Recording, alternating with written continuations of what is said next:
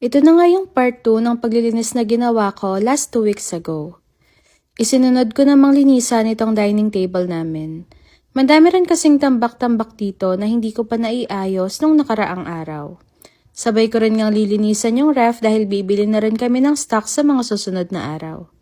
Hindi pa rin nga na itatabi yung chest na ginamit namin nung umalis kami kaya inalis ko na rin dito sa tabi ng ref. Chinek ko nga muna yung laman ng ref at nakita ko nga na hindi ganun ka-organize. Hindi naman ganun kadumi pero madami kasing mga extrang plastic na pinanggagalingan ng stocks na inilalabas namin sa ref. Bali, ang gawa ko dito is pupunasan ko muna yung mga lalagyan bago ko isasalansan or ilalagay ulit yung mga nasa pintuan ng ref. Yung itlog na nanggaling nga sa mesa, inilagay ko na rin. Yung mga nasa pintuan, pinili ko na kung ano yung mga magagamit pa at hindi. Inilabas ko muna lahat, tsaka ako pinunasan yung pinakalalagyan at nung na-organize ko na nga, tsaka ako na binalik.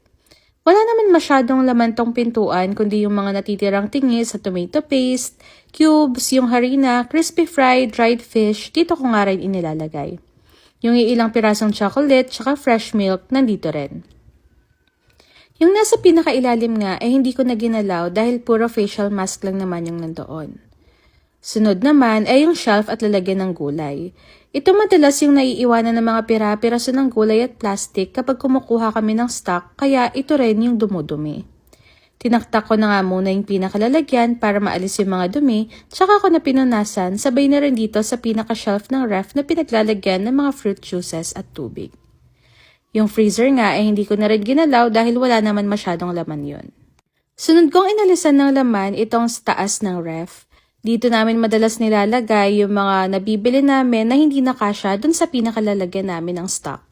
Winalis ko lang muna nga din yung mga pinagkalatan after kong maglinis ng ref bago ako lumipat sa pag-aayos ng grocery.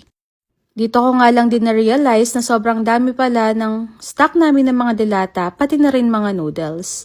Kailangan ko talagang i-check to dahil mag-grocery na naman nga kami at kung hindi ko to na-check, malamang sa malamang marami kaming makukuha na mga items na madami pa pala kaming stock.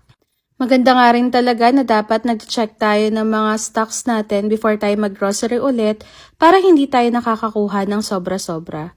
Tulad nga nito, hindi namin napapansin na yung mga kinukuha namin last time hindi naman pala namin nakokonsume at naiipon lang dito sa lalagyan namin. And still, thank you Lord dahil ang dami po naming stocks. After ngang malinis ng mga iba-ibabaw, nag-map na ako at nung natuyo, pinusundan ko na ng walis. Finishing touches na nga lang ako sa paglalagay ng mga basahan dito after mapagpag at pagbabalik sa mga lalagyan nila. Then, ito na nga yung output ng paglilinis natin sa araw na yon. Ito na nga yung ref na mas organized na ngayon. Then, ito naman yung sala na una nating nilinis dun sa part 1. Punta naman tayo dito sa kusina.